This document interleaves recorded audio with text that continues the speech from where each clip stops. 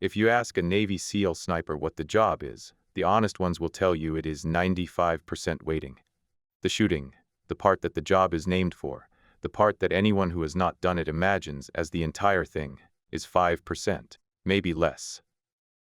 The 5% is the product of the 95, the stillness, the patience, the ability to exist inside a single sustained moment of attention for hours at a time, without drifting, without doubting, without the ordinary human need to move or speak or acknowledge that the world outside the scope exists.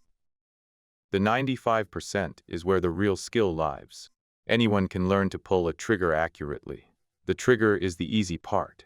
What cannot be taught, what can only be selected for, and then cultivated through years of deliberate practice, is the waiting. Before this story breaks your heart and rebuilds it again, please subscribe to this channel, ring that bell, and drop a comment below telling me which town or city you're listening from tonight. I read every single one. Lena Marsh had been waiting for 6 years.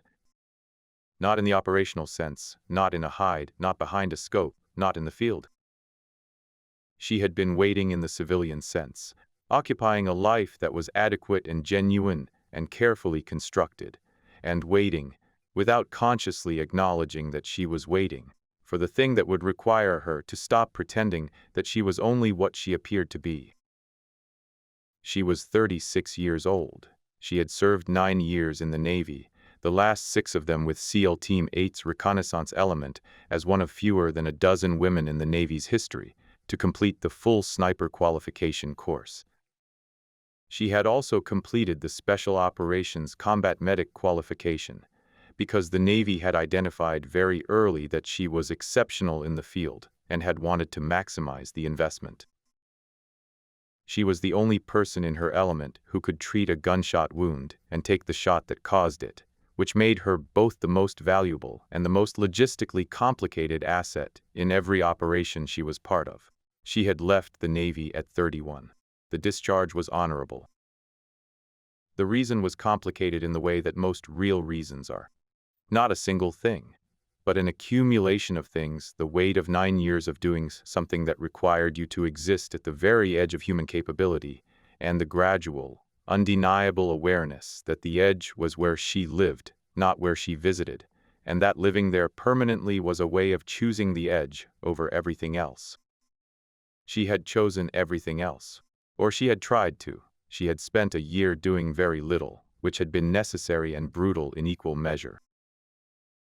Then she had gone back to school, not to study nursing at first, but to study something, because her mind needed an objective the way a scope needed calibration. The medical background made nursing the efficient choice. She had accelerated through the program with the systematic efficiency that characterized everything she did. She had passed her boards. She had found a position at St. Dominic's Hospital in Crestfall, Virginia, a city she had chosen from a list of criteria that included population density, distance from her previous assignments, quality of the hospital, and, buried at the bottom of the list like an item she was pretending not to include, proximity to the coast, where the horizon was always visible and distance always available. She had been there 5 years. She was good at the nursing. This had not surprised her. She had been good at the medicine in the field, and she understood that the skill set translated, even if the scale was different. What had surprised her was how much she cared. She had expected to care in the professional sense, to take her responsibilities seriously, to perform at a high standard, because performing at a high standard was the only mode she knew. She had not expected to care about the patients the way she found herself caring. Specifically, personally, with the weight of someone for whom every individual in her charge represented a problem she had taken responsibility for solving. She had held a woman's hand for 6 hours during a complication that the surgical team was managing, and that the woman needed, in addition to the surgical management, someone to simply be present with. She had sat with a father in the waiting area at 3 a.m. when his son was in surgery, and had not offered comfort, because false comfort was an insult, but had simply been there, present, a human anchor in a room full of uncertainty. She had not expected any of this to matter to her. It mattered enormously. She arrived at St. Dominic's on a Tuesday afternoon for the 3 p.m. to 11 p.m. shift. She parked in the staff lot. She walked in through the staff entrance. She said good morning to the security guard, whose name was Earl, and who was 53, and who had a daughter applying to nursing school, and whom Lena had been helping, quietly and without being asked, to understand what that process looked like. How'd the application go? She asked him. First interviews next week, he said, his face doing what the complicated parents' faces did when they were proud and terrified simultaneously. She'll be fine, Lena said. Tell her the interviewers are less scary than they seem. You always say that. Because it's always true, she said, and walked through to the staff area. She changed. She tied her hair. She clipped her badge. She picked up the floor report. She had no idea it was the last ordinary thing she would do for 11 hours. p.m. The afternoon shift had the particular energy of a handoff, the morning team tired and ready to be done, the afternoon team arriving with the fresh attention of people who had been away from the floor long enough to see it clearly again. Lena liked this moment, the few minutes when both teams overlapped and the ward was at maximum information density, when everything that had happened in the previous 8 hours was being transferred into the heads and the notes of the people who would manage the next stretch. She went through the handover systematically. The charge nurse, a man named Pedro who had been on this floor for 11 years, and who was one of the few people Lena had permitted herself to genuinely like, walked her through the list with the brisk efficiency of someone who had done this so many times it had become its own language. Room 601, post-surgical, stable, requesting more pain management. The request was appropriate and had been flagged for the attending. Room 602, the Nakamura family's mother, 71, 3 days post-op from a bowel procedure, doing better than predicted and milking the improvement for all the sympathy it was worth, which Pedro described with the particular affection of someone who found difficult patients more interesting than easy ones. Room 603, a young man, 28, who had come in the previous evening with an injury that was documented one way, and that Lena, reviewing the intake notes, read another way. She made a mental note, not her business in a clinical sense, her business in a human one. The handover continued. 9 patients. Lena absorbed each one with the same complete attention, the same integration of clinical data and human context. At 3:47 p.m., she began her first rounds. At 4:12 p.m., she was in the supply room on the east side of the ward when the PA system made a sound it had never made in 5 years. Not the standard chime, not the doctor paging tone. Something else, a sustained 2-second tone that she recognized, with a jolt that ran from the base of her skull to her hands as a military-grade alert frequency. A frequency she had not heard in 6 years, and that she had not expected to hear in a hospital supply room on a Tuesday afternoon. Then the voice, controlled, prepared, unemotional. The tone of a prepared statement read by someone who has practiced it enough to remove all the places where the voice might shake. Attention all occupants. St. Dominic's Hospital is now under the control of the Crestfall Liberation Front. All staff and patients are to proceed to designated assembly areas as directed by our representatives. The building has been secured. Any attempt to leave will be met with force. We have demands. When our demands are met, everyone goes home. A pause. If our demands are not met, not everyone goes home. The PA clicked off. Lena stood in the supply room. She had spent 9 years training for moments like this and 6 years trying to make herself into someone who would never encounter one again. She closed her eyes for exactly 3 seconds. When she opened them, she was no longer the afternoon shift nurse on the surgical floor. She was working. Melinda Cho had been a local television reporter for 11 years, and in 11 years she had developed an instinct for the moment, a routine, stories being routine, that she trusted more than any editorial judgment and more than any producer's gut check. She felt it at 4:14 p.m. The feel-good piece on the new cardiac unit was supposed to wrap at 4:30. She had done the walkthrough. The cardiologist was charming. The new equipment was photogenic. The segment had the comfortable warmth of a story that everyone liked and nobody remembered after dinner. Then her producer had touched his earpiece and gone the color of old paper. "Mel," he had said, "something's happening inside." By 4:20, they were no longer doing the cardiac segment. By 4:35, their feed, which had been intended for the 6 p.m. local broadcast, was being picked up by the national networks. By 5:00, Melinda Cho was standing in front of a hospital that had moored more than 200 people inside it and 0 people coming out of it. Reporting lived to an audience that was growing by the minute, which was the specific sensation of a story that had found its own weight and was now pulling everything toward it by gravity. The police perimeter was 3 blocks out. The FBI Mobile Command had arrived and was establishing at the old parking structure on Hammond Street. Tactical vehicles, satellite uplinks, the organized chaos of a major federal response assembling at speed. Inside, the cell had been methodical. They had clearly planned this over a long period. The positioning before the lockdown, the prepared statement, the communications jamming that had gone up simultaneously with the building seal. The demands had been delivered via a written document slid under the front door within the first 30 minutes. 3 demands, specific, political, with a timeline attached. The FBI negotiator, a quiet man named Delgado who had done this 11 times before, had established contact via the one hardwired external line the cell had left operational, which was intentional because they wanted to negotiate and negotiation required a line. He was patient.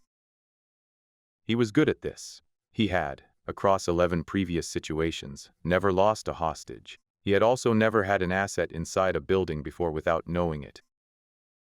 5 p.m.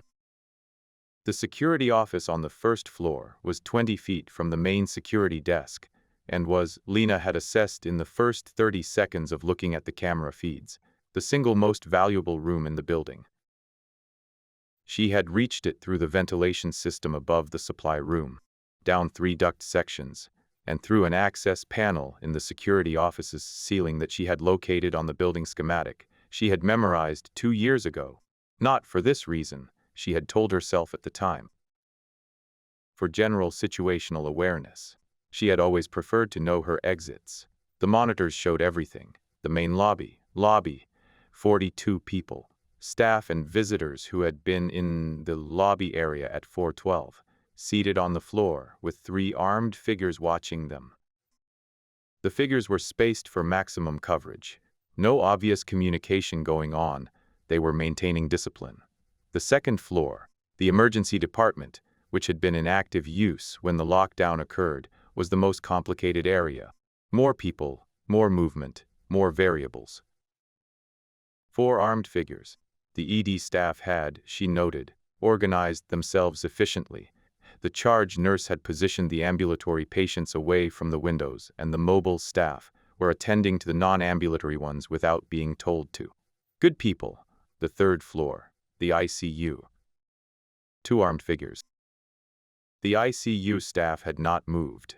They were continuing to manage their patients, which was the correct decision and which the armed figures appeared to have accepted, because the alternative, disrupting intensive care, was not something even a committed domestic cell wanted on their operational record.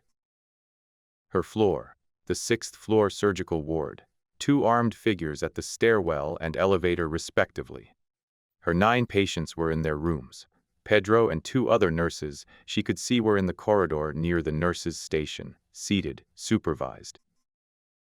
She counted 22 armed figures visible across all floors, plus the voice on the PA, who had not appeared on camera, which suggested a position she hadn't located yet, either a floor she hadn't found on the monitors or an elevated position outside the camera system's range. She thought about elevated positions. She looked at the monitor for the roof access camera. It was showing a static image, not a blank screen, a frozen image. Someone had looped the roof camera. She filed this. Then she found the hardwired internal phone line that ran through the security office, an old infrastructure line installed in the building's original construction and never removed. because removing infrastructure that worked was not something facilities managers prioritized, and she picked it up. She got a dial tone.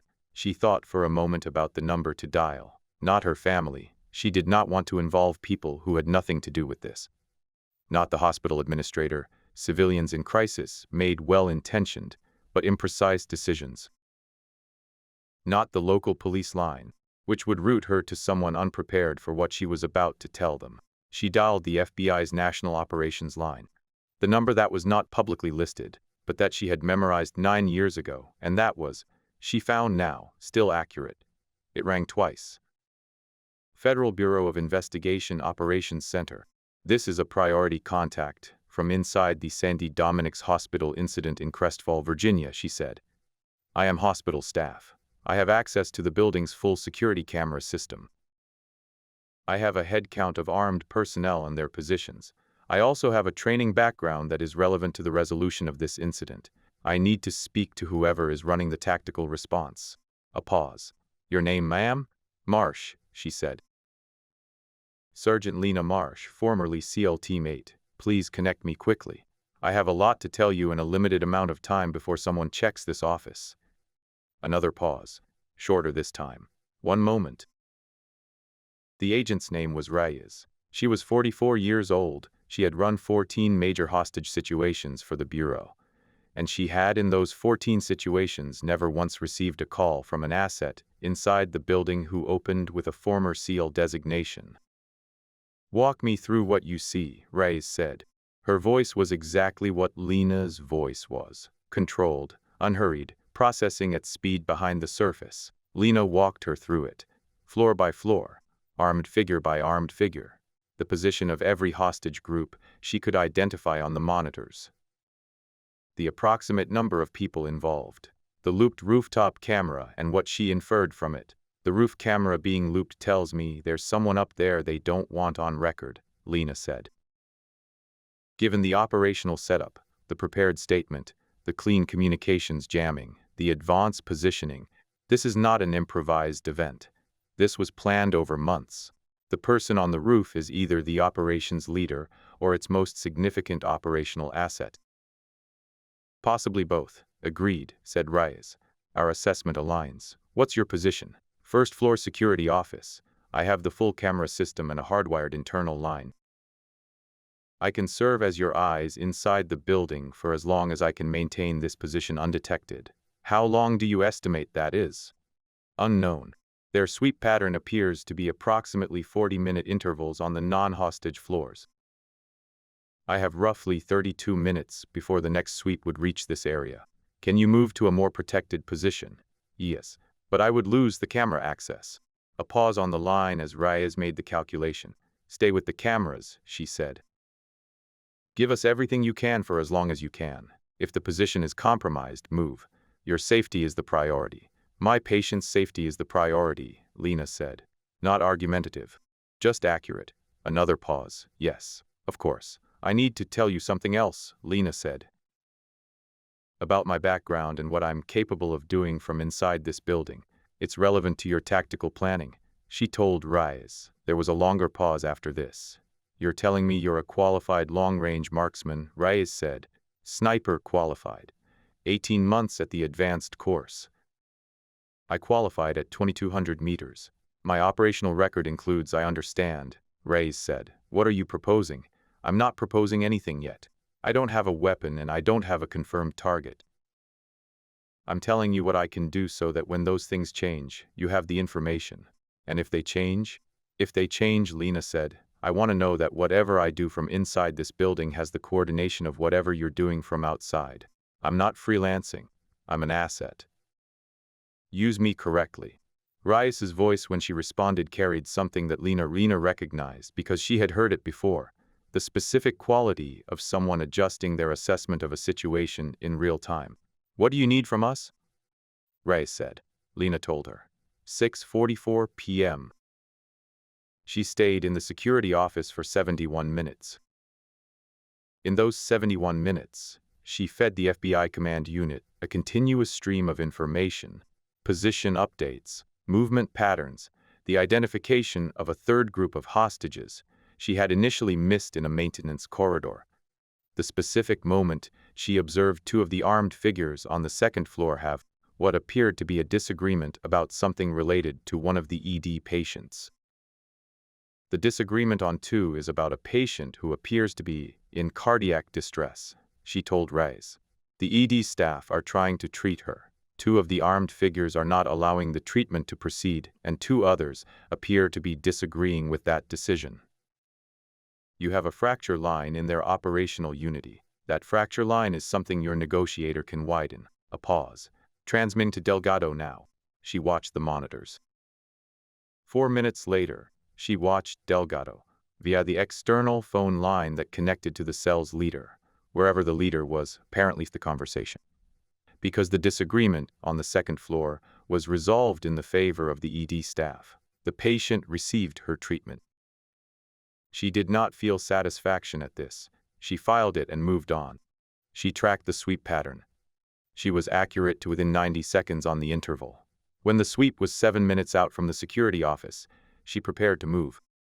I'm losing the position in 7 minutes, she told Reyes. Moving to a secondary location. I'll attempt to reestablish contact when I can. If you don't hear from me, maintain the plan. Don't adjust based on my absence. Assume I'm operational until you have confirmation otherwise. Copy, said Reyes. Marsh. Good work. Lena set the phone down. She went back up through the ceiling panel. She pulled it closed behind her. She moved through the dark of the building's infrastructure. She was looking for two things. The first, a position from which she could reach the roof. The second, something she could use when she got there. A hospital, at its bones, is an infrastructure problem. This is not how most people think about hospitals. Most people think about the clinical drama of the wards, the human stories in the rooms, the extraordinary work of the staff. All of that is real and all of it matters. But underneath all of it, a hospital is a building with specific requirements, redundant power systems, multiple communication pathways, structural robustness to support the equipment on every floor, extensive ventilation for infection control, and, in older facilities built before the era of comprehensive security planning, a series of access pathways that connected every of the building to every other part for the purposes of maintenance, and they were not designed with the assumption that someone would one day need to move through them without being detected. St. Dominic's was 37 years old. It had been renovated multiple times, but its bones were original. The ventilation system ran through the building like a second skeleton. The maintenance access corridors connected the electrical rooms on each floor. The cable management pathways that ran between floors had, over the years, been widened to accommodate updated infrastructure and were now, in several places, large enough for a person who knew about them. Lena knew about all of them. Not because she had planned for this day. She had told herself she had not planned for this day, and she mostly believed it. She knew about them because in her first month at St. Dominic's, she had walked every part of the building she was permitted to walk, and in her third month she had walked several parts she wasn't, and in her first year she had, gradually and without fanfare, assembled a complete spatial understanding of the facility that no floor plan could have provided. She moved through the building the way water moved, following the available paths, taking no path twice if another was open, always aware of where the paths converged, and where they narrowed, and where they ended. The surgical floor on 6, she approached through the maintenance corridor behind the east wall, which ran parallel to the patient rooms and which connected to the floor's electrical junction at the north end. She could hear, through the wall, the particular quiet of a ward that was subdued, but not in chaos. The monitors, the ventilation, the low voices of people maintaining professional composure under duress. She heard Pedro's voice. He was talking to a patient through a cracked room door. She could hear the specific cadence of his patient communication voice, the one he used when he was managing fear while also feeling it himself. He was doing a good job. She kept moving. She needed to reach 7. 7 was the administrative floor, offices, conference rooms, the hospital's board room, and this was the part she needed, the mechanical systems room that connected to the rooftop access stairwell. She reached it via the cable management pathway that ran between 6 and 7 in the building's northwest corner. The pathway was not comfortable. It required her to climb 20 feet of cable-lined vertical shaft, which she did with the efficiency of someone who has done considerably more demanding climbs in considerably worse conditions. She reached 7. She moved to the mechanical systems room. She found what she needed. 7:33 p.m. The mechanical systems room on 7 contained, as all such rooms in hospitals contained, a variety of equipment whose purposes were specific and numerous, and which had been accumulating in the room since the building's construction in the way that mechanical systems rooms accumulate things. Things that were installed, things that were added, things that were retired from active use but not removed, and things that were waiting to be installed and had been waiting for approximately 3 years, because the facility's budget allocation had been redirected. Among the things waiting, a case. It was not her case. She had never seen it before. It was a standard Pelican-style equipment case, gray, with a combination lock, and it had a facilities inventory tag that listed its contents as ballistic measurement calibration equipment and its owner as a service contract company, whose name she did not recognize. She looked at the case for a moment.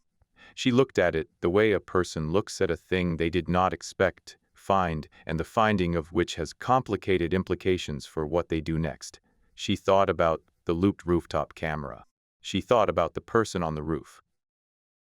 She thought about the extraordinary specificity with which this operation had been planned, the advanced positioning, the clean communications jamming, the prepared statement, the demands delivered in writing within 30 minutes of the lockdown. She thought, an operation this carefully planned for a publicly visible siege event would have included provisions for the FBI's tactical response, including the standard tactical response to a rooftop position, which was the establishment of external sniper teams. An operation that included provisions for external sniper teams might also include provisions for a counter-asset. She looked at the case. She picked it up. It was heavy with the specific heaviness of precision equipment. The combination lock used a 4-digit code. She thought about the kind of person who planned operations at this level and the kind of code they would use. Not a personal date, too traceable. Not a random string, too forgettable under stress. She thought about operational convention.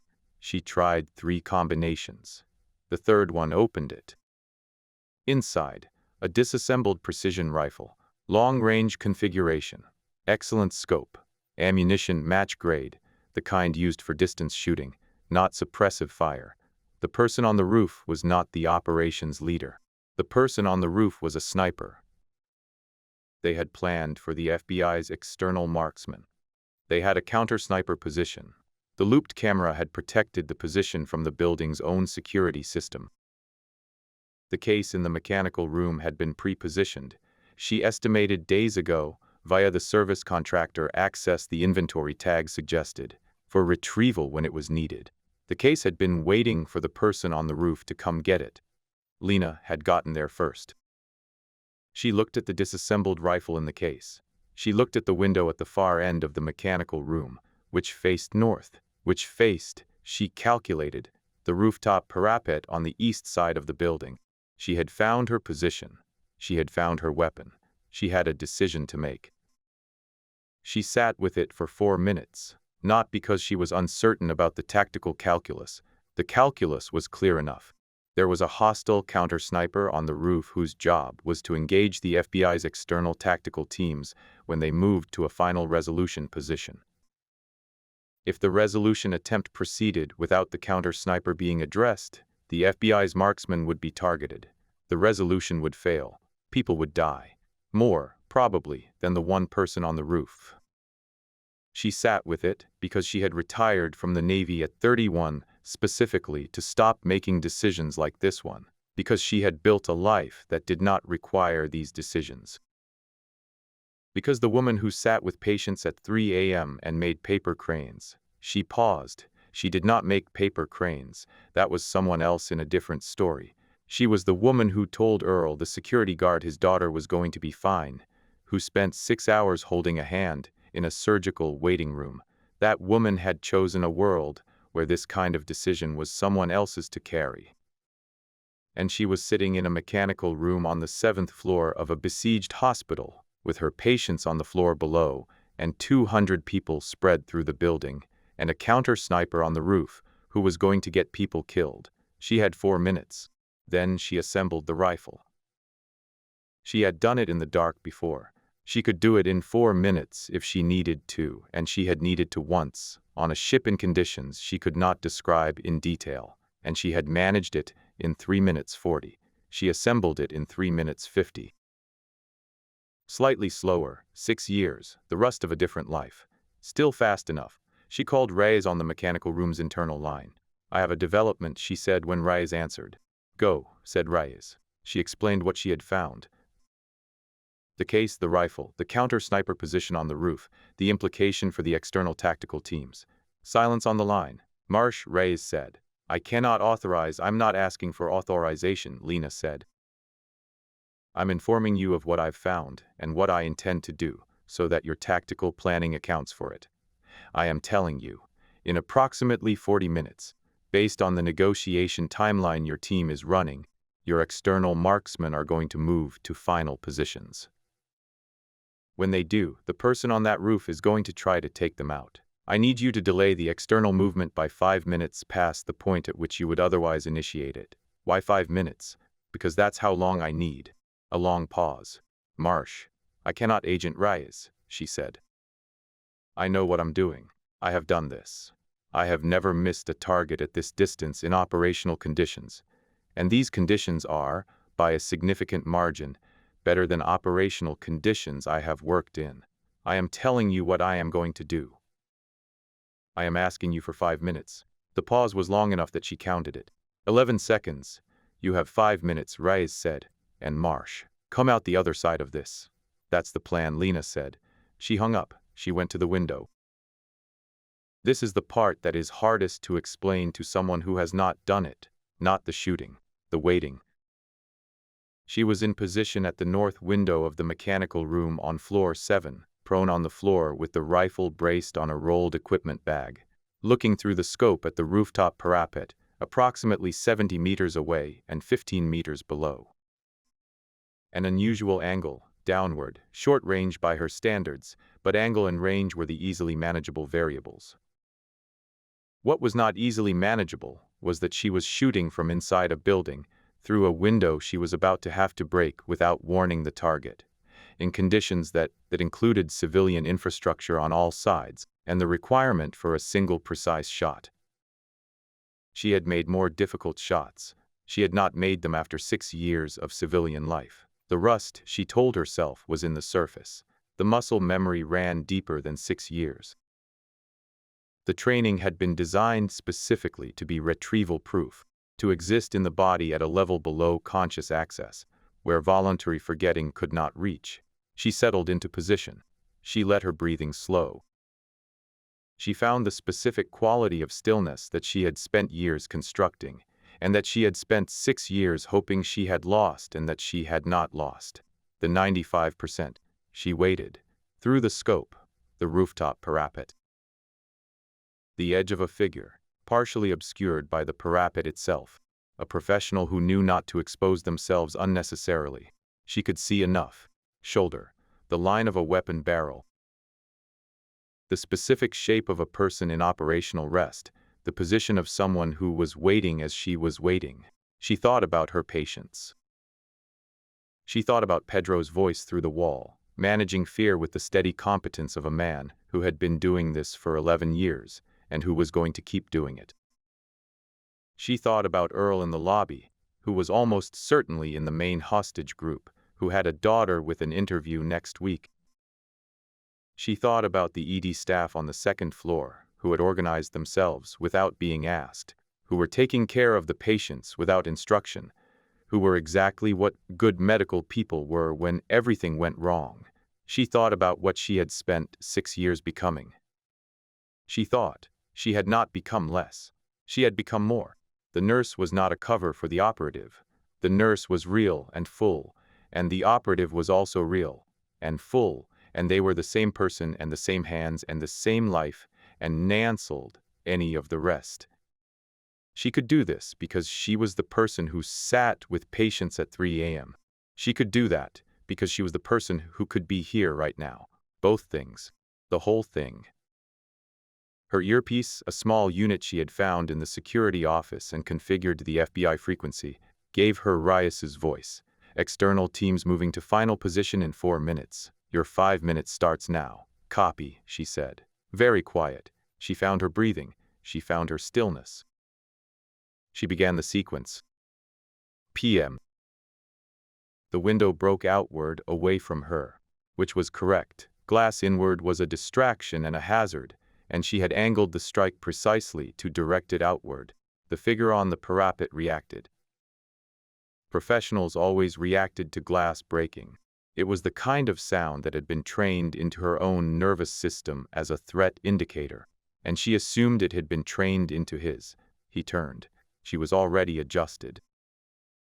The window had been in her fire path, and she had factored it, and the adjustment had already been made in the moment before the glass broke. She had 1.8 seconds before he located her position, and another 0.4 seconds before he could bring his own weapon to bear. She used 1.11 seconds. One shot. The figure on the parapet went down. Lena stayed in position for 3 more seconds, checking, confirming, the discipline of someone who had been trained that the first check was never the last check. Then she exhaled. Into her earpiece. Target neutralized. Rooftop is clear. External teams can proceed. Reyes's voice, immediately. Copy. Proceeding.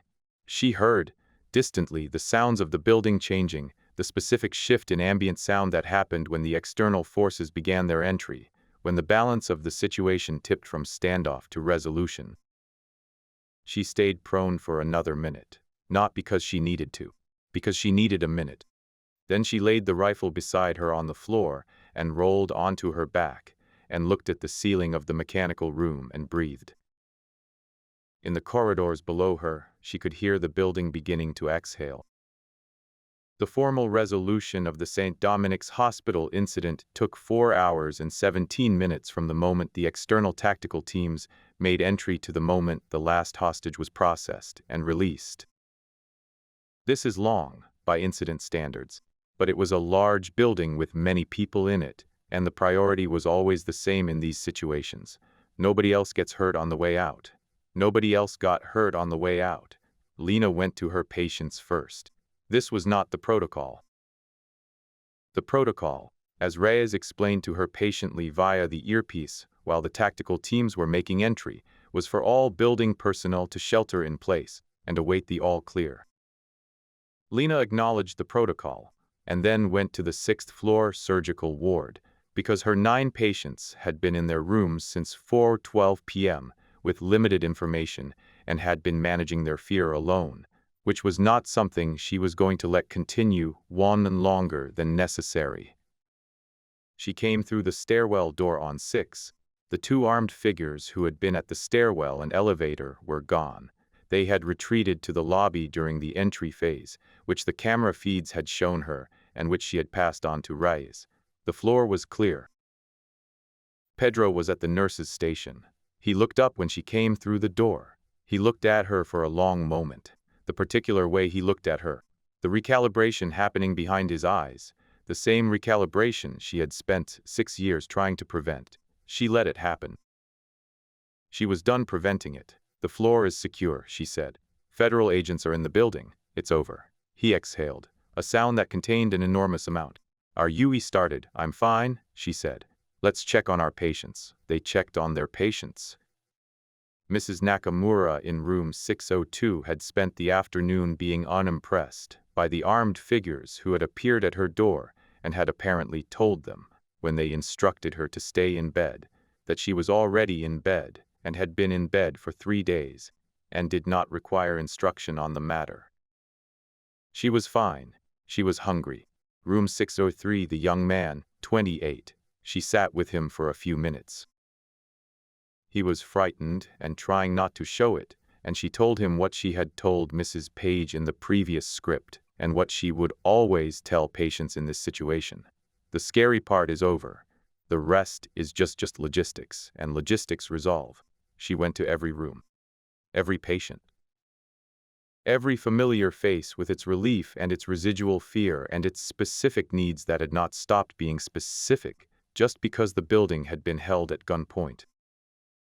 When she was done, she went to the break room and sat down and drank water from a bottle she had not needed until the moment she picked it up, which was when she realized how thirsty she had been for several hours. Reyes came to find her 40 minutes later, 10:48 p.m. Reyes was smaller than her voice suggested. This was Lena's first observation. The second was that she moved with the specific economy of someone who had been running at full capacity for hours and was not going to show it. The third was that she was looking at Lena with an expression that was hard to read, and that Lena spent a moment trying to read anyway. She sat across the table. "How are you?" she said. "Fine," Lena said. "Sergeant Lena," she said. "I've been Lena for 6 years." Reyes nodded. "Lena. Are you actually fine?" A pause. "I'm working on the actual version," Lena said. "Give me until tomorrow." Reyes smiled. It was a brief smile, the smile of someone who recognized the answer because they had given versions of it themselves. "I need a full debrief," she said. "Not tonight, you've earned tonight off. But soon, I know. There will be questions," Reyes said. "About the rooftop. About the shot. I know," Lena said again. "I'm not worried about the questions. I made the right call." "I agree," Reyes said. "For the record and officially, I agree.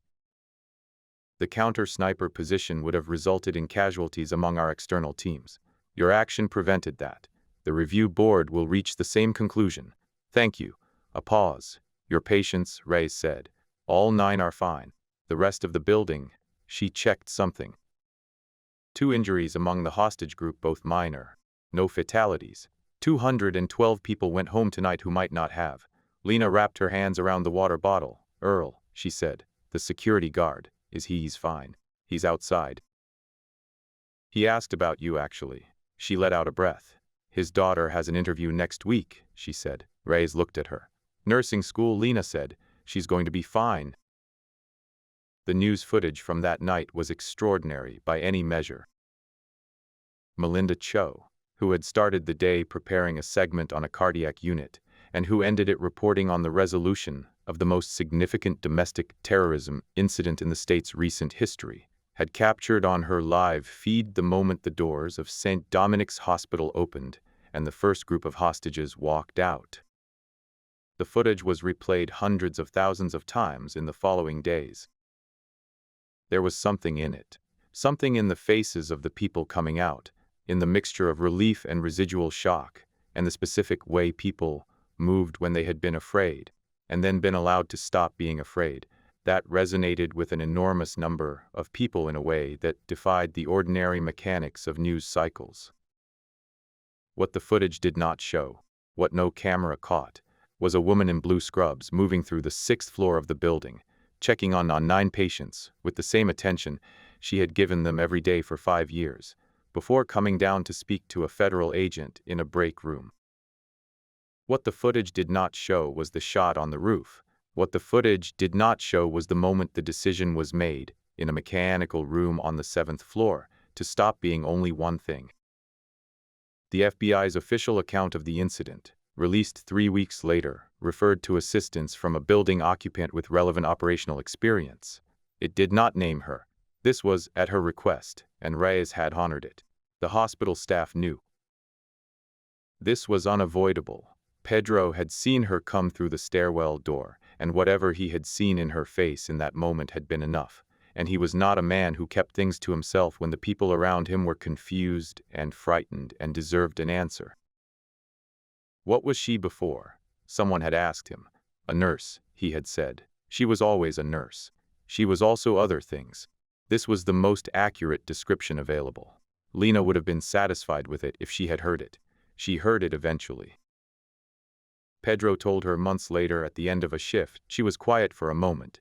"That's right," she said. "That's exactly right." She took 3 days off.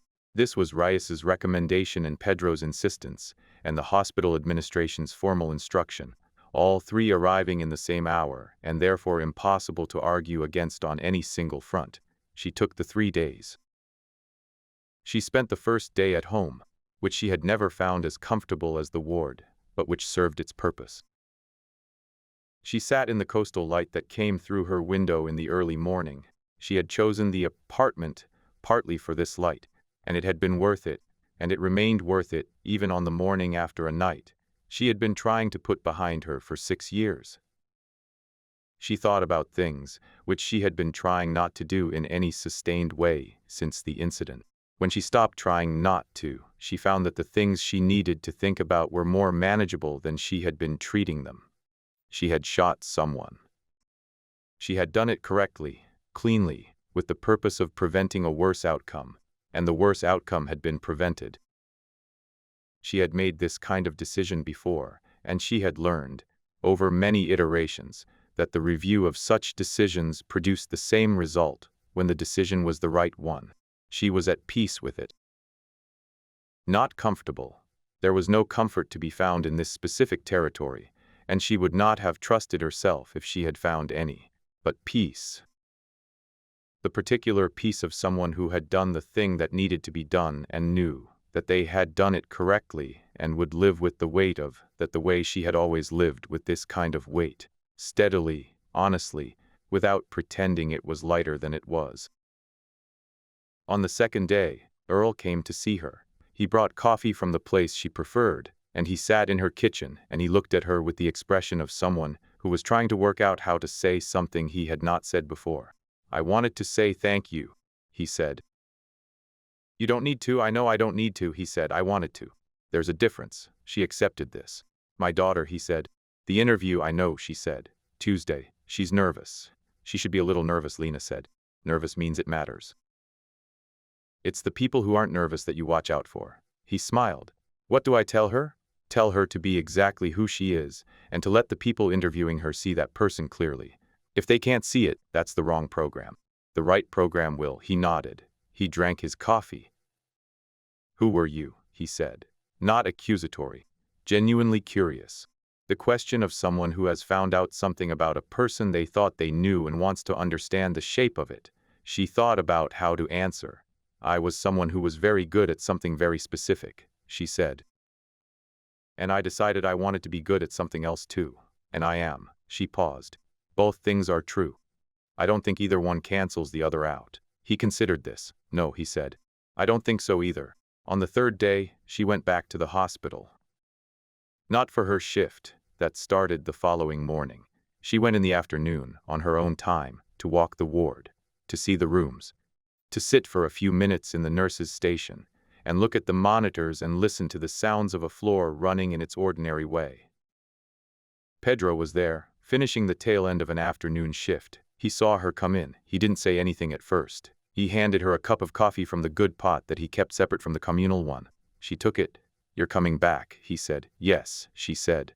"Good," he said. That was the whole conversation. It was sufficient. She walked her floor, room by room, in the late afternoon light, with the particular quality of attention that she brought to things she had decided mattered to her. Mrs. Nakamura in room 602 had been discharged that morning. Lena had known this and had still looked in the room, with the specific feeling of an absence registered. Room 603. The young man, 28, was still there, but doing better. He was sitting up. He was eating. He saw her come to the door, and he nodded. She nodded back. She walked to the end of the ward. The window at the far end looked north, over the city, the same direction her mechanical room window had faced. She stood at it for a moment. The city looked the same as it always did. The hospital stood in the middle of it, the same as it always did. Below, in the street, she could see the last remnants of the police presence, a single cruiser, the crime scene tape being cleared, the ordinary world reasserting itself over the extraordinary one, the way it always did. She was part of both. She had stopped pretending otherwise. She turned from the window, walked back to the nurse's station, finished her coffee, said good night to Pedro, and went home. Tomorrow she had a shift. Her patients needed her. The ward ran better when she was on it. She thought, going to be okay. She had always been okay. She had simply, for a while, not known that both things could be true at once. She knew now. If you love this type of intense nurse-taking action tales, hit that like button. Share the video with your fellow thrill seekers, subscribe to our channel, and ring the bell so you never miss a new story.